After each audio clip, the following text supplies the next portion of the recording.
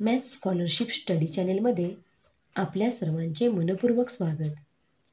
तर आजच्या या व्हिडिओमध्ये आपण पूर्व उच्च प्राथमिक शिष्यवृत्ती यावरील मराठी या विषयाची सराव प्रश्नपत्रिका अभ्यासणार आहोत. चला तर वळूया आपल्या आजच्या व्हिडिओकडे. सराव प्रश्नपत्रिका क्रमांक 1, विभाग 1, विषय मराठी. प्रश्न क्रमांक 1 ते 3 साठी सूचना. खालील उतारा काळजीपूर्वक वाचा व त्यावर आधारित प्रश्नांची उत्तरे दिलेल्या पर्यायातून शोधा. तर इथे एक उतारा दिलेला आहे आणि वरील प्रश्नांची उत्तरे आपल्याला लिहायची आहेत किंवा शोधायची आहेत. शरद ऋतू हा उन्हाळा आणि हिवाळा यांच्यामध्ये येतो. या सुंदर ऋतूत खूप बदल होतात. दिवस लहान होतो, झाडाच्या पानांचा रंग बदलतो, पाने हिरवी न राहता तांबूस, पिवळी आणि नारंगी रंगाची होतात. वस्तुतः पाने हिरवी राहण्यासाठी झाडांना सूर्यप्रकाश आवश्यक असतो. ऊन न मिळाल्याने पाने पिवळी होतात. गवत आता फक्त ओलसर न राहता त्यावर गोठलेले दवबिंदू पसरतात, कारण तापमान हिमबिंदूपर्यंत खाली येते. जनावरे हिवाळ्याच्या दिवसांसाठी पुरेसे खाद्य साठवू लागतात. हे बदल तेव्हा होतात जेव्हा आपण उन्हाळ्याच्या उष्णतेकडून हिवाळ्याच्या थंडीकडे तयार होत असतो. ठीक आहे, तर याच्यावरील प्रश्न आहेत. पहिला प्रश्न, शरद ऋतूत खालीलपैकी कोणता बदल होत नाही? तर पर्याय आहेत. शरद ऋतूत दिवस लहान होतो, शरद ऋतूत झाडांची पाने पिवळी होतात, शरद ऋतूत तापमान 0°C पर्यंत खाली येते, शरद ऋतूत गवत ओलसर होते. तर खालीपैकी कोणता बदल होत नाही? तर या उतार्यामध्ये शरद ऋतूत तापमान 0°C पर्यंत खाली येते हे जे वाक्य आहे हे या उतार्यामध्ये कुठेच नाही आहे. म्हणजे तर पर्याय नंबर 3 हा बरोबर आहे. शरद ऋतूत पाने पिवळी होतात कारण पर्याय क्रमांक 1, त्यांना योग्य प्रमाणात सूर्यप्रकाश मिळत नाही, त्यांना जास्त प्रमाणात सूर्यप्रकाश मिळतो, त्यांना योग्य प्रमाणात पाणी मिळत नाही, त्यांना योग्य प्रमाणात ऑक्सिजन मिळतो. तर याचं उत्तर आहे त्यांना योग्य प्रमाणात सूर्यप्रकाश मिळत नाही, म्हणून शरद ऋतूत पाने पिवळी होतात. तर प्रश्न क्रमांक 3 पहा. यामधील साठवू लागतात यासाठी कोणता प्रतिशब्द आपण वापरू शकतो? साठवू लागतात म्हणजेच काय? तर पर्याय इथं पहा काय आहेत. गोळा करतात, संचय करतात, वापरू लागतात, पचन करतात. तर साठवणे म्हणजेच संचय करणे, म्हणजेच पर्याय नंबर इथे 2 हा संचय करतात हा बरोबर आहे. प्रश्न क्रमांक 4, अशी होती अण्णांच्या मायेची पाखर या वाक्यातील क्रियापद शोधून लिहा. आता क्रियापद म्हणजेच क्रिया दर्शवणारा शब्द. आता या वाक्यामध्ये क्रिया दर्शवणारा शब्द कोणता आहे? तर होती. होती हा क्रिया दर्शवणारा शब्द आहे, म्हणजेच क्रियापद आहे, म्हणजे पर्याय नंबर 4 हा बरोबर आहे. प्रश्न क्रमांक 5 ते 7 साठी सूचना. पुढील जाहिरातीत वाचून विचारलेल्या प्रश्नांची उत्तरे निवडा. योग शिबिर, योगासन, रोगमुक्त जीवनाची गुरुकिल्ली. वैशिष्ट्ये, योग्य तज्ज्ञांकडून प्रशिक्षण, लहानांपासून ते वृद्धांपर्यंत सर्वांसाठी. योगासनासोबत आवश्यक आहारविषयक व्याख्यान. मोफत आरोग्य तपासणी, निःशुल्क. दिनांक 1 ते 3 मे. वेळ सकाळी 6 ते 8. आता या जाहिरातीवरील प्रश्न पहा. प्रश्न क्रमांक 5, मर्म रहस्य या अलंकारिक अर्थाने वरील जाहिरातीत कोणता शब्द आलेला आहे? मर्म किंवा रहस्य या अलंकारिक अर्थाचा शब्द कोणता आहे या जाहिरातीमध्ये? तर गुरुकिल्ली, म्हणजेच मर्म किंवा रहस्य, म्हणजे तर पर्याय नंबर 4 हा बरोबर आहे. प्रश्न क्रमांक 6 पहा. योग शिबिर दररोज किती तास होणार आहे? तर योग शिबिर दररोज वेळ काय आहे पहा इथं. सकाळी 6 ते 8, म्हणजे 6 ते 8 म्हणजेच 2 तास होणार आहे, म्हणजे इथं पर्याय नंबर 1 हा बरोबर आहे. वरील जाहिरातीत कोणती योग्य समानार्थी शब्दांची जोडी आलेली आहे? तर पर्याय आहेत. योगासन, रोगमुक्त, निःशुल्क, मोफत, लहान, वृद्ध, पोषक आहार. तर इथं पाहिलं तर निःशुल्क आणि मोफत ही समानार्थी शब्दांची जोडी या जाहिरातीमध्ये आलेली आहे, म्हणजे पर्याय नंबर 2 हा बरोबर आहे. प्रश्न क्रमांक 8, नेमके याच वेळी 2 स्थानिक तरुण बाईकवरून कारखान्याकडे जाण्यास निघाले होते. या वाक्यातील उद्देश भाग कोणता ते ओळखून पर्याय निवडा. आता उद्देश भाग कसा ओळखायचा? तर त्या वाक्याला जर आपण कोण, कोणी अशा प्रकारे जर प्रश्न विचारला, म्हणजे जो काही तो वाक्यामध्ये करता आहे तोच म्हणजे त्या वाक्याचा उद्देश भाग असतो. तर या वाक्याला जर कोण हा प्रश्न विचारला तर काय उत्तर येईल? तर कोण बाईकवरून कारखान्याकडे जाण्यास निघाले होते? तर 2 स्थानिक तरुण. म्हणजेच या वाक्यातील उद्देश भाग आहे 2 स्थानिक तरुण. म्हणजेच पर्याय नंबर 3 हा बरोबर आहे. प्रश्न क्रमांक 9. पुढीलपैकी निश्चितपणे एकवचनी नाम असलेला पर्याय ओळखा. तर गोंडे, शिंगे, वशिंडे, खेडे यामध्ये खेडे हा एकवचनी नाम असलेला पर्याय आहे. तर प्रश्न क्रमांक 10. त्याच्या पैशाला पाय फुटले या वाक्यातील पैशाला पाय फुटले हे नेमके कोणत्या अर्थाने वापरले आहे? पर्याय पहा. त्याचा पैसा चालू लागला, त्याचा पैसा बाजारात चालेना, त्याचा पैसा खर्च झाला, तो पैशामुळे अधिक श्रीमंत झाला.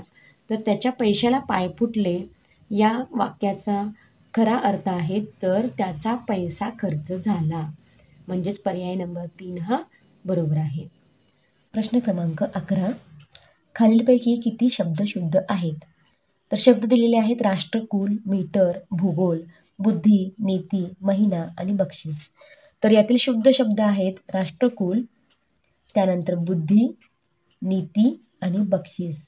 बाकीचे जे शब्द आहेत ते अशुद्ध आहेत. म्हणजे इथं 1, 2, 3 आणि 4 शब्द शुद्ध आहेत. म्हणजे इथं पर्याय नंबर 2 हा बरोबर आहे.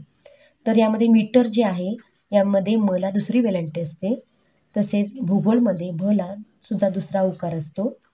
महिनामध्ये हला पहिली वेलांटी असते. प्रश्न क्रमांक 12. खालीलपैकी विरुद्ध लिंगी नसलेली जोडी कोणती? विरुद्ध लिंगी नसलेली जोडी. आता पहा, बहीण भाऊ ही विरुद्ध लिंगी जोडी आहे. आई वडील हे सुद्धा विरुद्ध लिंगी जोडी आहे.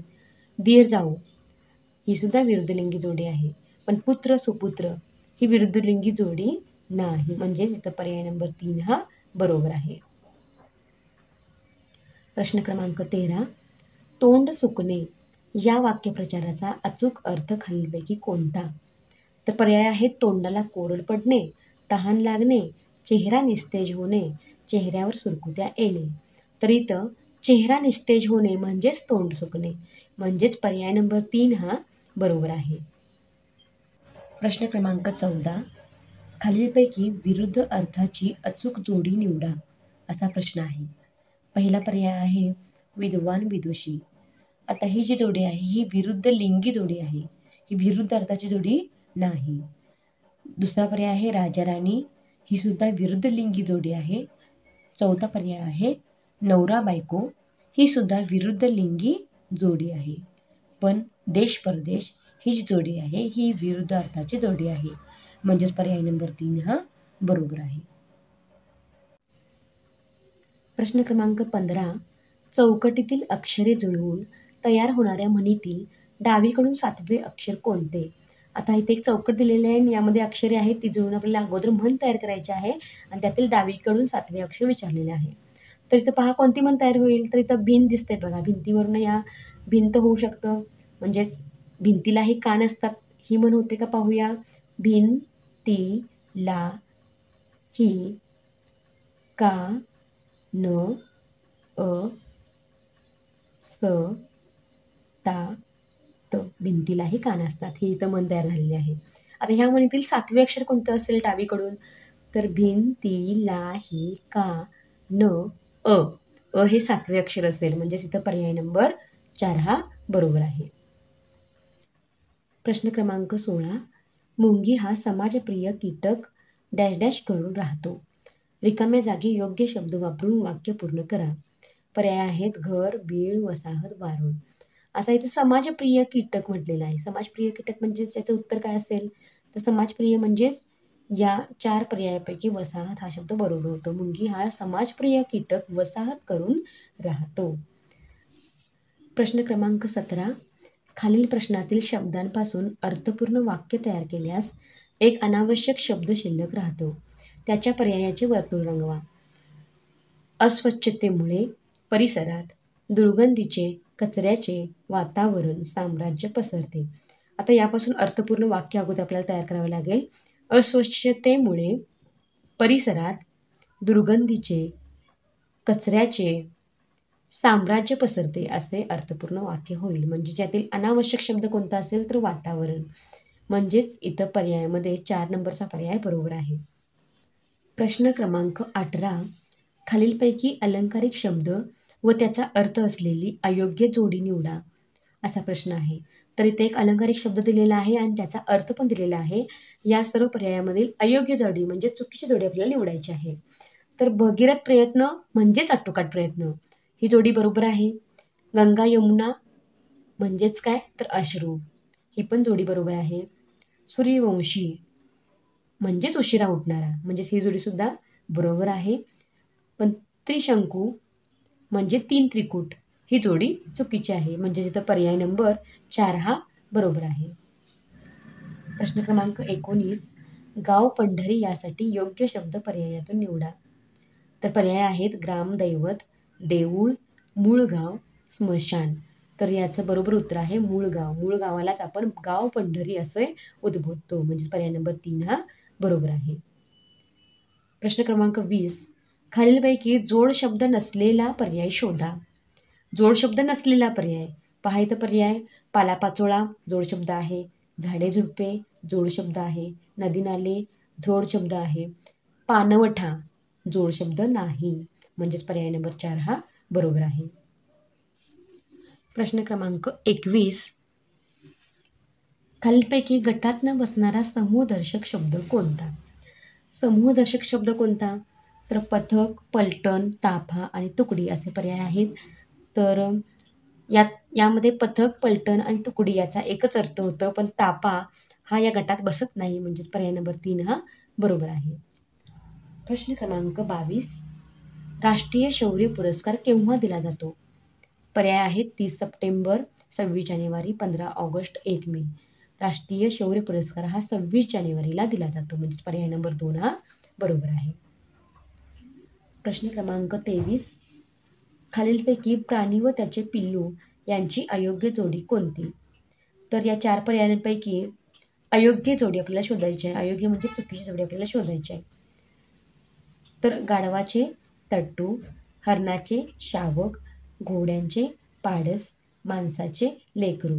यातील अयोग्य जोडी आहे घोड्यांचे पाडस, म्हणजेच पर्याय नंबर 3 हा बरोबर आहे. प्रश्न क्रमांक 24. खालीलपैकी भविष्यकाळी वाक्य कोणते. तर पर्याय आहेत मला माझ्या आयुष्याची फिकीर नाही, आपणास उदंड आयुष्य मिळो, मला दांडिया खेळायला शिकायचे आहे आणि जमिनीतील पाण्याचे उपसा अफाट वाढलाय. तर यामधील भविष्यकाळी वाक्य आहे मला दांडिया खेळायला शिकायचे आहे. भविष्यामध्ये मला दांडिया खेळायला शिकायचे आहे, म्हणजे पर्याय नंबर 3 हा बरोबर आहे. प्रश्न क्रमांक 25. धन कोणा कामा आले, पहा विचारुनी भले, ऐसे सकळ जाणती, कळवनिया आंधळे होती. वरील काव्य अभंग पंक्ती खालीलपैकी कोणाच्या, असा प्रश्न आहे. तर ही जी अभंग पंक्ती आहे ती या 4 संतांपैकी कोणाची आहे हे विचारलेलं आहे. तर पहिला पर्याय आहे संत जनाबाई, संत सेना महाराज, संत नामदेव आणि संत तुकाराम. तर ही जी अभंग पंक्ती आहे ती संत सेना महाराजांची आहे, म्हणजेच इथं पर्याय नंबर 2 हा बरोबर आहे.